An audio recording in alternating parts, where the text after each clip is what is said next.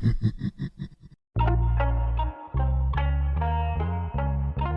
everyone, what's up? It's Chelsea VanBuskirk with the Heart AF podcast. Hope you guys are all doing well.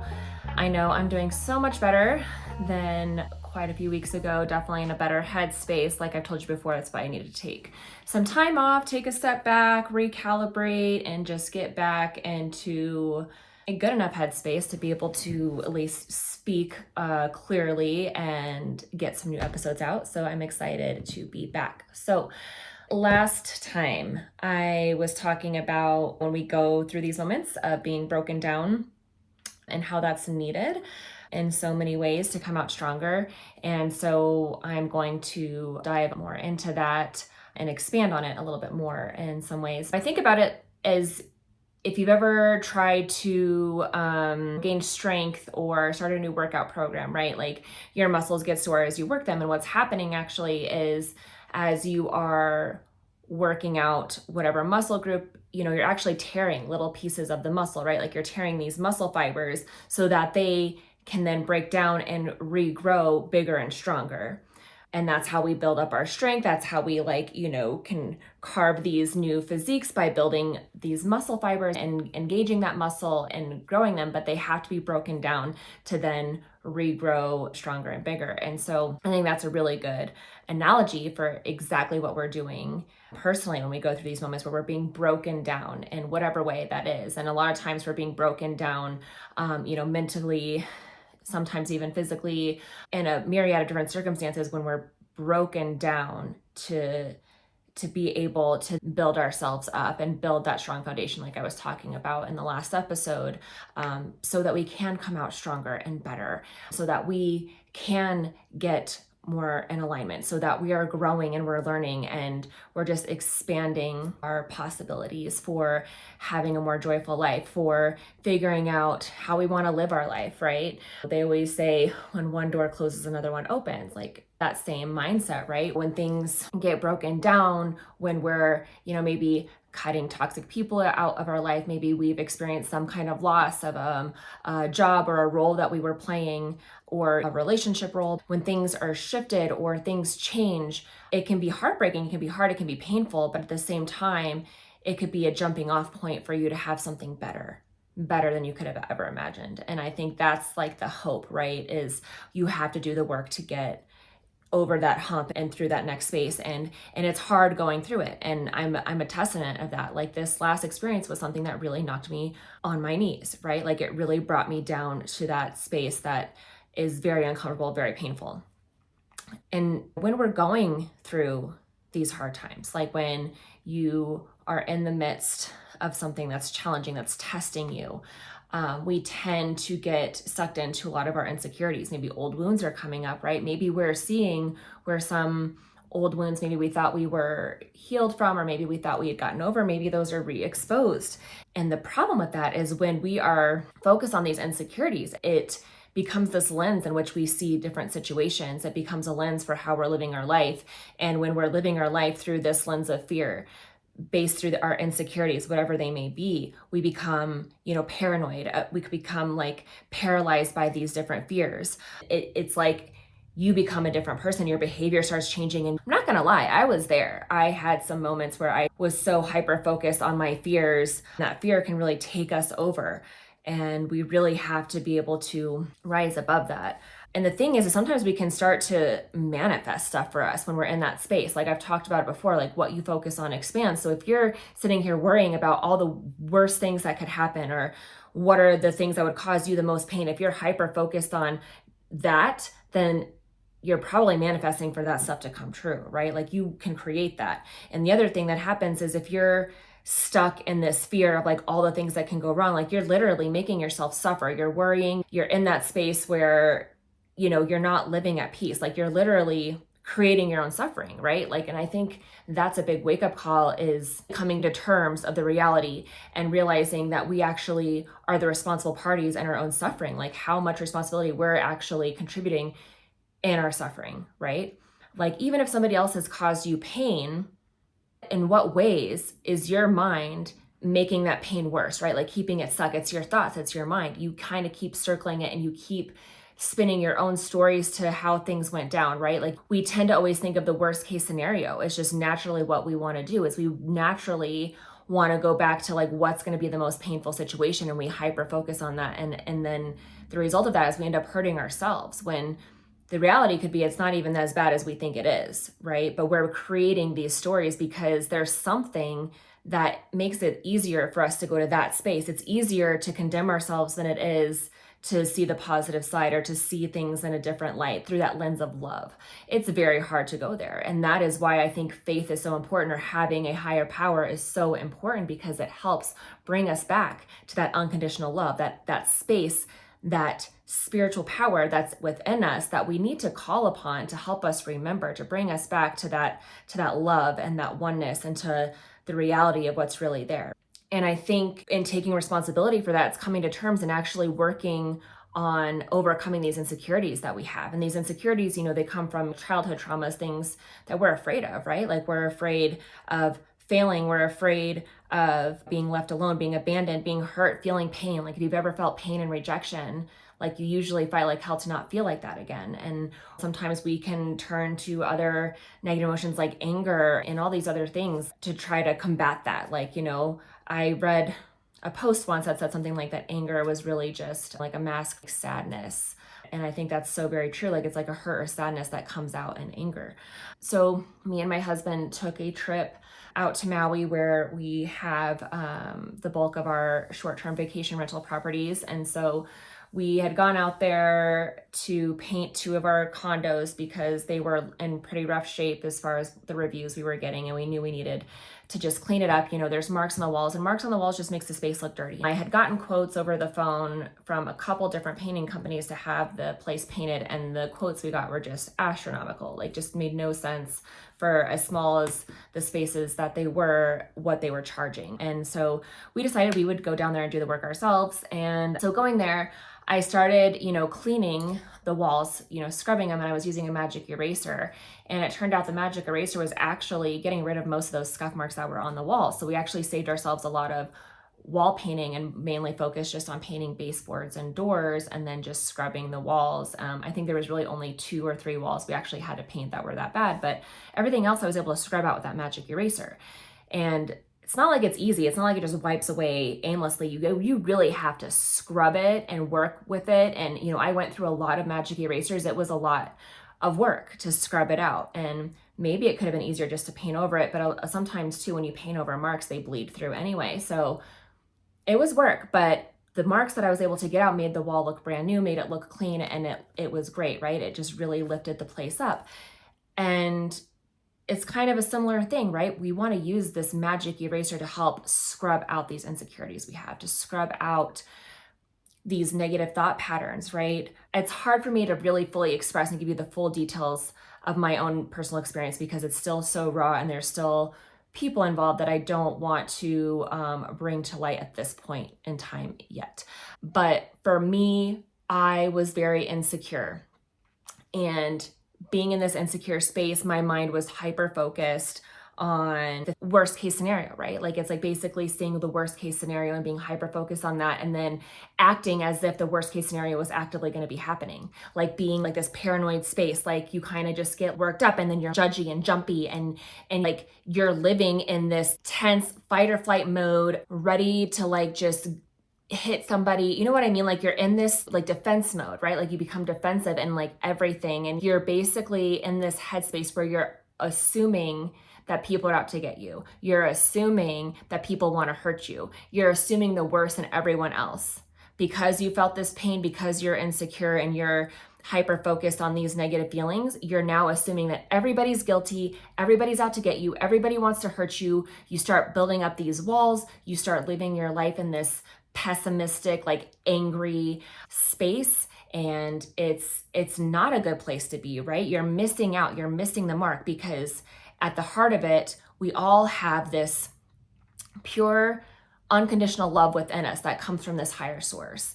And again, this is where I think this faith piece comes in because it helps our ego, our human minds soften a little bit. Like when we can surrender and know that one, we are always loved and accepted for who we are. Like we're loved and accepted and we are deserving of love and we are deserving of being happy and being treated well, then it's easier for us to look through that lens of love and then see the possibilities that, hey, maybe these people actually care for me. Maybe I can assume the best out of my surroundings. Maybe I can assume that things aren't the way that I'm thinking. Maybe I can assume that I am loved. Maybe I can assume that these people don't really want to hurt me, right? Like it's flipping this switch and you're scrubbing out, like you're doing the work to really change your thinking and change your mind to view things through this love lens and to flip the script and being able to see the possibilities.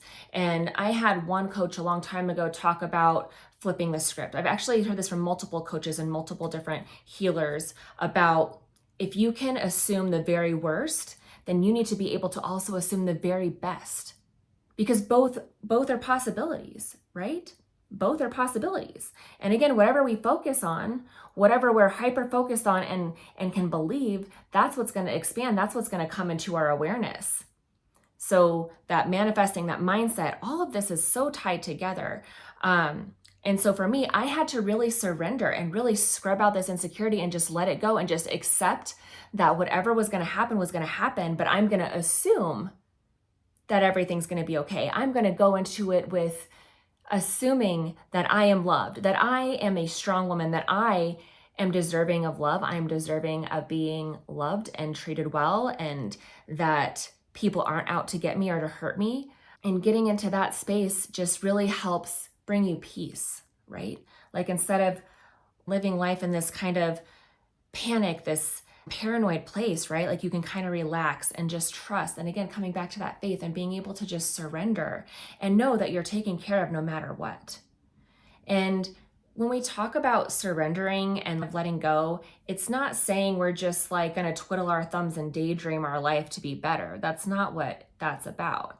It's about doing whatever work you need to do, like using that magic eraser and scrubbing those insecurities out. That's work. It takes work to build that up, and ways that you can build up that confidence and self-love with yourself and self-worth are affirmations, it's journaling, it's maybe even writing out all the negative things and just getting it out, like regurgitating all these negative thoughts and feelings you have, getting it out on a piece of paper and then maybe burning it or tearing it up or throwing it away, like a way to get it out, right? Or I think I might have talked about this before in a previous episode, but even journaling like the best case scenario and then focusing on that, right? Like that becomes an affirmation, like writing out the best case scenario, writing out the affirmations, I am worthy of love, and writing out things that you're grateful for. Like when we get into that space of gratitude and all the things we actually do have to be thankful for, like that's a great way to flip your mind from a negative to a positive, right? Because you do have so many things to be thankful for. There's always something you can write in that little box. So those are big things. And even just getting quiet, right? Be still and know. That's a big thing, whether you're taking a time out for prayer or just to silence your mind and meditate and just have a moment of just quiet time of release. The practice of yoga is a really great place for that too. Yoga is more of a work in than a workout. Yoga is meant to focus on your breath and movements of your body and these different poses that really help you connect. And it's definitely something that is a mind, body, soul experience. It's a way to calm your mind. It's a way to get in to the present moment, because so many times our minds are running a mile a minute and we're worried about the future. We're worried about what happened in the past and we're not present and in our bodies. And yoga is a great practice to help you get into that space. It's one of the only ways that I can really, quiet my mind, and it's work, right? Like even when I meditate too, that's work, because when I get quiet, my mind wants to go, and I have to really work hard at focusing and letting things go and really coming into my body and being, present and really doing like a body scan and actually seeing like, how am I feeling? Like what is going on inside me? Like, what am I actually feeling? Like taking those moments, it's hard. And so that's why surrendering or, letting things go, it doesn't mean you're doing nothing. Like you still have to do work. Like you still have to work on changing your mindset and building up your self-confidence, your self-worth. And you can do that through some of these things I've talked about. I've talked about my good friend, Steph Layton. We partnered on a few things, and she's a wonderful yoga teacher, and she puts out monthly affirmations that she sends out on her email list. And I'll link her here because those are so great. Like even every month, if you just get a new set of affirmations that you're either journaling or saying to yourself, those are great ways to really just get into a better headspace of rubbing out those insecurities that we have, or that exercise of like flipping the script. So even if you want to write out the worst case scenario that you're thinking of, and then you take that and then write out the very best outcome that there could be too. Because again, both ways are possible, right?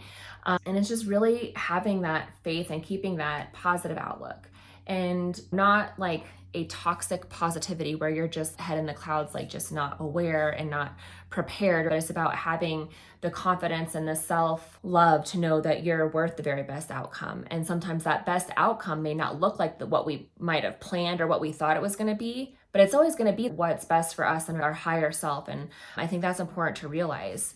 So I'll end this week's episode here, but I really want you guys to focus on knowing that it's okay for things to break down. That's how we rebuild and become better and stronger.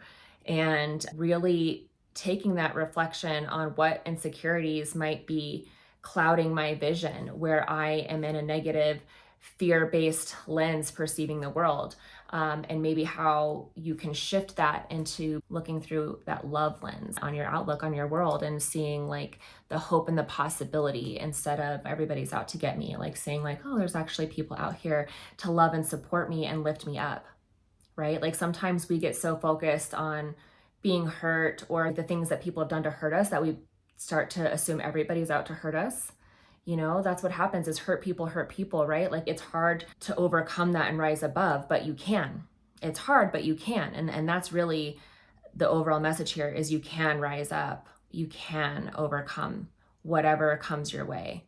It's really just allowing yourself that space to do that, and coming to know your faith, that you can ask for help, that you can ask for support, and that it's there for you. And when you boil it all down, like really all there is love, right? Love is all there is. Like that is really the answer to most everything, is, love over fear. I'm going to share this book with you guys. I have actually a couple copies of it because it's freaking amazing, but it's called A Return to Love, and it's by Marianne Williamson, and it's a phenomenal book. It, oh, look, it even says phenomenal on the cover, the phenomenal #1 bestseller. So I have multiple copies. This one was actually given to me from a friend when I was going through a very dark, hard time in my life in 2015. I still have it, and I've bought multiple copies for other people, but it's a great perspective on A Course in Miracles. And A Course in Miracles, if you've never heard of it, is a spiritual text that is, it's amazing.